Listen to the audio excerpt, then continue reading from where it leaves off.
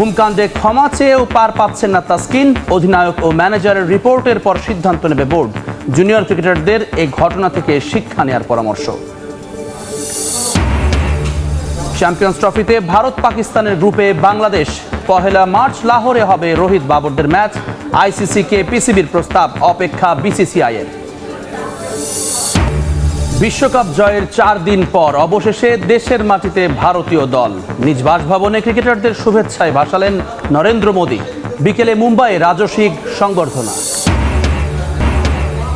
Copa আমেরিকার semifinal নিশ্চিতের মিশনে ভরে আর্জেন্টিনার সামনে ইকুয়েডর। ইনজুরিতে অনিশ্চয়তায় মেসি। শেষ মুহূর্ত পর্যন্ত অপেক্ষা করবেন কোচ স্কালোনি। এবং ইউরোর হাই ভোল্টেজ কোয়ার্টার ফাইনালে কাল মুখোমুখি হবে জার্মানি স্পেন। কথার লড়াইয়ে উত্তাপ ছড়াচ্ছে দু দলের ফুটবলাররা, অপেক্ষায় সমর্থক। টিম ম্যানেজমেন্টের কাছে ক্ষমা চাইলেও অধিনায়ক ও ম্যানেজারের রিপোর্টের পর তাসকিনের ব্যাপারে সিদ্ধান্ত নেওয়া হবে। সহ অধিনায়ক হয়েও টিম বাস মিস করার ঘটনা সিরিয়াসভাবে নিয়েছে বোর্ড, জানিয়েছেন বিসিবি পরিচালক ইফতেখার রহমান মিঠু। একই সঙ্গে জুনিয়র ক্রিকেটারদের এই ঘটনা থেকে শিক্ষা নেওয়ার পরামর্শ দিলেন বোর্ড পরিচালক।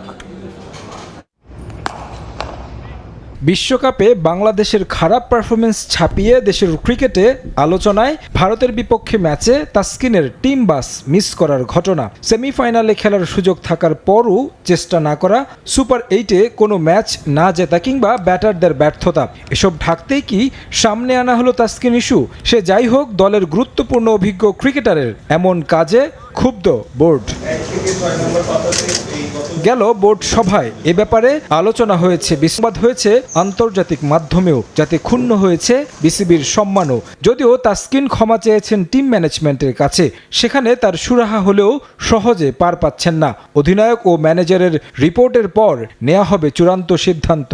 রিপোর্টটা আসার পরে কোথায় শর্টকামিংস আছে, এটা তো সবার সাথে আলাপের বিষয়। শর্টকামিং আছে, তারপরে ডিসিশন নেবে। ক্রিকেট অপারেশন তো আছেই। ডেফিনেটলি আমরা ভেরি সিরিয়াসলি টেকিং যা শর্টকামিংস আছে সেটার মধ্যে। It is not acceptable. ভবিষ্যতে যদি না হয় সেটার একটা সলিউশন করবে। তাসকিনের এই ঘটনাকে অনেকে আবার দেখছেন ভিন্ন দৃষ্টিকোণ থেকে। সহ অধিনায়ক তাসকিন ছিলেন বোর্ডের সুনজরে, বল হাতেও দারুণ পারফর্ম করছিলেন। পরবর্তী অধিনায়ক হিসেবে বেছে নেওয়ার কথা তাকেই। ঘটনা ক্যারিবিয়ান দ্বীপে সুরাহা হলেও কেন দেশে আসার পর আলোচনায়। তবে বোর্ড এই ঘটনা থেকে কঠোর বার্তা দিতে চান তরুণদের। শৃঙ্খলা ভঙ্গ করলে যে কেউ পার পাবে না, তার দৃষ্টান্ত হতে পারে এটি। তাসকিনও আমরা জানি তো একটা fantastic player, world class player. ওরও কথা হয়তো মিস্টেক হয়ে গেছে। এটা যদি কন্টিনিউয়াস হয় তাহলে ইটস আ বিগ ইস্যু। আর এটাও মেসেজ টু ইয়াঙ্গার জেনারেশন যে এটা ইজ নট অ্যাকসেপ্টেবল। বর্তমানে লঙ্কান প্রিমিয়ার লিগে খেলতে শ্রীলঙ্কায় রয়েছেন তাসকিন। শিগগিরই হয়তো জানা যাবে তাসকিনের ঘটনায় কি সিদ্ধান্ত নিচ্ছে বোর্ড। তারেক হাসান শিমুল। ভারতের বিপক্ষে ম্যাচের আগে ঘুমকাণ্ড নিয়ে গণমাধ্যমে সাম্প্রতিক সময়ে আসা নানা খবরের বিরুদ্ধে অবশ্যই মুখ খুলেছেন তাসকিন।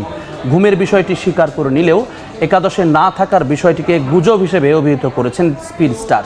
সামাজিক যোগাযোগ মাধ্যমে পোস্ট করে গণমাধ্যমে বিষাক্ত পরিবেশ তৈরি না করার আহ্বান জানিয়েছেন তিনি। ভবিষ্যতে সংবাদ মাধ্যমে এমন অপপ্রচারের পুনরাবৃত্তি হলে আইনি ব্যবস্থার হুমকি দিয়েছেন তাসকিন। বিশ্বকাপে সুপার 8-এ টাইগারদের ভরাডুবি ছাপিয়ে গেল কয়েকদিন ধরেই আলোচনায় ভারতের বিপক্ষে তাসকিন আহমেদের দেরিতে ঘুম থেকে ওঠার বিষয়টি। গণমাধ্যমে খবর আসে ঘুম থেকে উঠতে দেরি করায় তাসকিনকে সেই ম্যাচের একাদশে রাখা হয়নি। এক কান দুই কান করে দেশের ক্রিকেট পাড়া থেকে বোর্ড সভা, সব জায়গাতেই এটি এখন সবচেয়ে বড় চর্চার বিষয়। অবশেষে এ বিষয়ে মুখ খুললেন তাসকিন। সামাজিক যোগাযোগ মাধ্যমে ঘুমের বিষয়টি স্বীকার করে নিলেও একাদশে না থাকার বিষয়টিকে গুজব হিসেবে অভিহিত করেছেন তিনি। আমি সকাল 8:37-এ উঠেছিলাম এবং 8:43-এ লবিতে গিয়েছিলাম এবং আমার রাইড প্রস্তুত হওয়ার সকাল 9টায় হোটেল ছেড়েছি। আমি সকাল 9:40-এ স্টেডিয়ামে প্রবেশ করেছি। ম্যাচ টসের 20 মিনিট আগে সকাল 10টায়। আমরা সকাল 10:15-তে জাতীয় সঙ্গীত গিয়েছিলাম এবং ম্যাচটি সকাল 10:30টায় শুরু হয়। এটি খুবই দুর্ভাগ্যজনক যে এই তথাকথিত ক্রীড়া সাংবাদিকরা গুজবের ভিত্তিতে খবর প্রচার করছে এবং যাচাই না করে আমার ভাবমূর্তি ক্ষুণ্ণ করার চেষ্টা করছে। দলের প্রতি নিজের নিবেদন নিয়ে প্রশ্ন ওঠায় হতাশ তাসকিন।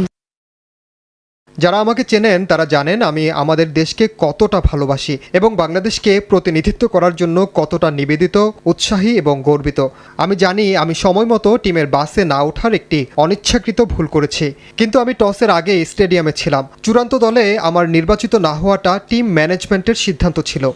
গণমাধ্যমে বিষাক্ত পরিবেশ না তৈরির অনুরোধ করেছেন তাসকিন। পরিস্থিতি আরও ঘোলাটে করার চেষ্টা করলে আইনি ব্যবস্থার হুমকি দিয়েছেন তিনি।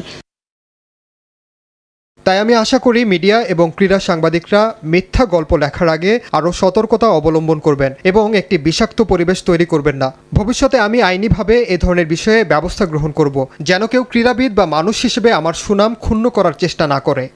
আপাতত লঙ্কা প্রিমিয়ার লিগে ভালো পারফরমেন্সের দিকেই মনোযোগ তার। পারভিন আক্তার, সময় সংবাদ। দেশে ফেরার খবর।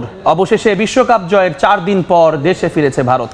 সকাল 6টা 7 মিনিটে বার্বাডোস থেকে এয়ার ইন্ডিয়ার একটি বিশেষ বিমানে করে দিল্লিতে পৌঁছায় রোহিত কোহলিদের বহনকারী বিমান। বিকেলে মুম্বাইয়ে বিশ্ব চ্যাম্পিয়নদের দেওয়া হবে রাজস্বিক সংবর্ধনা। ছাদখোলা বাসে মুম্বাইয়ের নরিম্যান পয়েন্ট থেকে ওয়াংখেড়ে স্টেডিয়াম পর্যন্ত 2 কিলোমিটার রাস্তায় বিজয় র্যালিতে অংশ নেবেন ক্রিকেটাররা।